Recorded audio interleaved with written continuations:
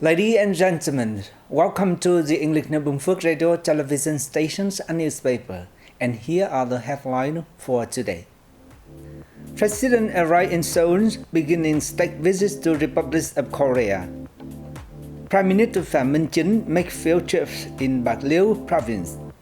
Binh Phuoc raised the budget revenue of over 14.5 trillion Vietnam dong.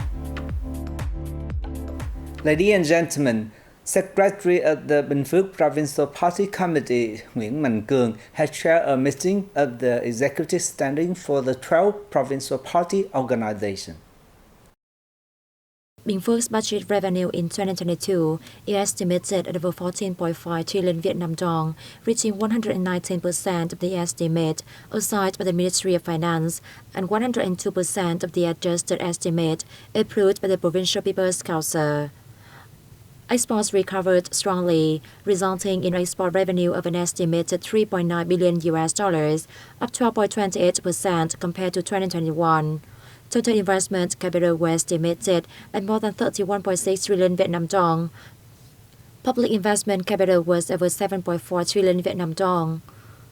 The province implemented 45 domestically invested projects with registered capital of 10.8 trillion Vietnam dong, fulfilling 108% of the target. Foreign investment attraction for the year as a whole could reach nearly $3.5 billion in 370 projects. Culture, education, healthcare, and the environment continue to be of interest. Policies to support citizens are being implemented in a timely manner. The New Style Railway Building Program has achieved many outstanding results. 7 communes have been recognized as New Style Rural communes during the year, raising the total to 75 of 86 local communes, or 87.2%. Party Secretary Cường emphasized that with a spirit of responsibility among participating delegates, the conference was a success, creating an important premise to contribute to the success of the resolutions set by the Provincial Party Organization Executive Committee. At the ex-16 release site in Long Ninh District, Binh Phuoc Province, the Ministry of Defense and leaders from the two provinces of Binh Phuoc and Đồng Nai attended a ceremony to hand over the remains of 49 M4 soldiers from Cambodia.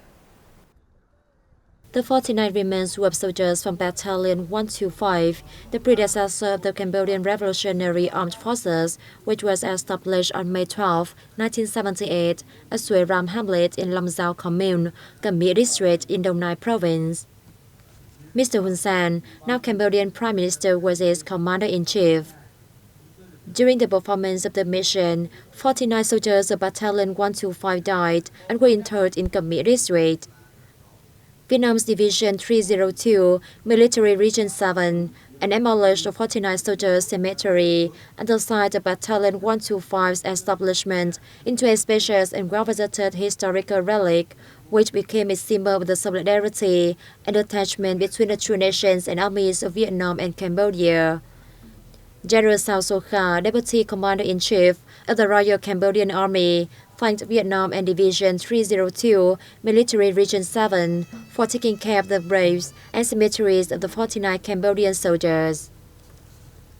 A solemn ceremony was then held to take the remains of the soldiers back to their motherland.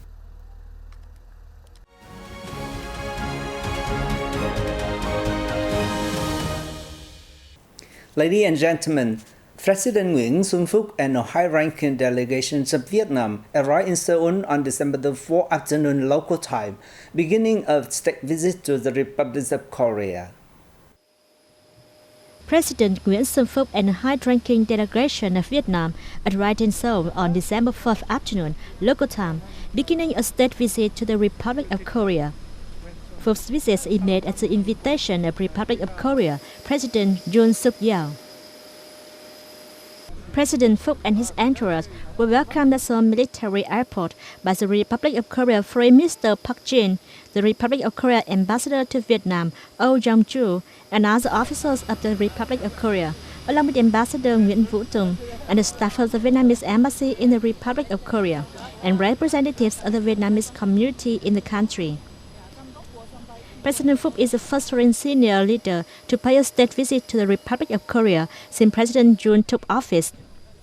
The visit takes place at a time when the two countries are celebrating the 30th anniversary of diplomatic ties and entering a pivotal period to carry out their own development strategies, especially following the COVID-19 pandemic.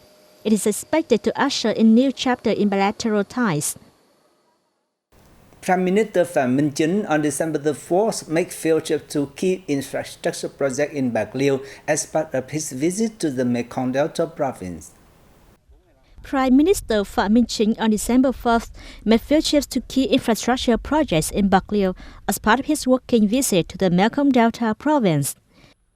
The Prime Minister visited the 110 kilometers Cần Thơ Cà Mau Expressway, which has a total investment of about $1.12 billion and runs through 5 localities, including Bạc Liêu. Chính asked the Ministry of Transport and the Project Management Board to speed up preparations for the implementation of the project. The leader also visited a wind power project and had a working session with renewable energy investors in Bạc Liêu.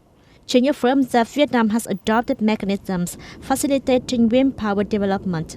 He also urged reviewing investment in renewable energy, especially wind power, to ensure the harmony of interests between investors, the state and people. On the same day, Prime Minister Phạm Minh Chính had a working session with key leaders of Bạc Liêu province. The Prime Minister frankly pointed out the shortcomings that Bạc Liêu needs to overcome and at the same time suggested a number of tasks and solutions that the province should implement to achieve green and sustainable development.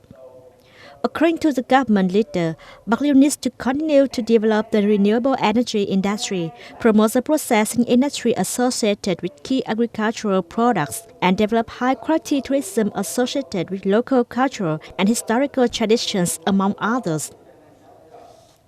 He also asked Bạc Liêu to have solutions to solve difficulties facing the provincial health sector and businesses, and at the same time ensure enough supplies of goods to serve people, especially during the upcoming Lunar New Year. National Assembly Chairman Vương Đình Huệ in New Zealand for an official visit. On December the 4th, the chairman received leader of New Zealand company in Auckland. On December 4th, National Assembly Chairman Vương Đình Huệ received leaders of New Zealand companies in Auckland as part of his ongoing official visit to the country.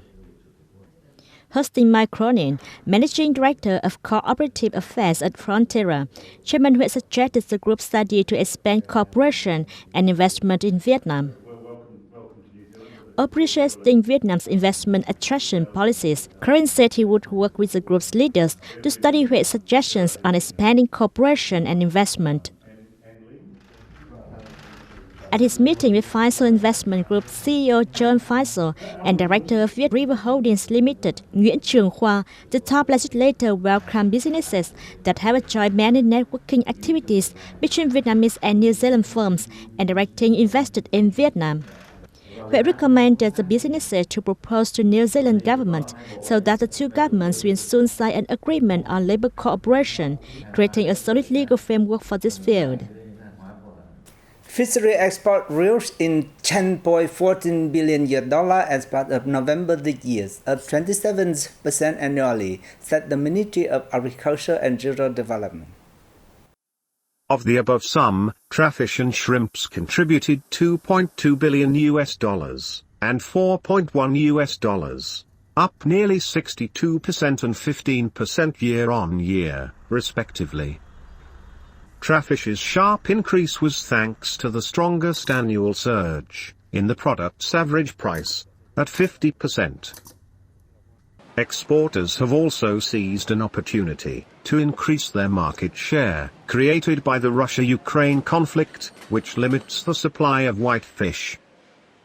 Overall, shrimp export turnover has retained good growth so far, thanks to strong rises recorded in the first half of the year. However, the product's average export price did not increase as strongly as crayfish, as it faced significant competitive pressure from those of Ecuador and India.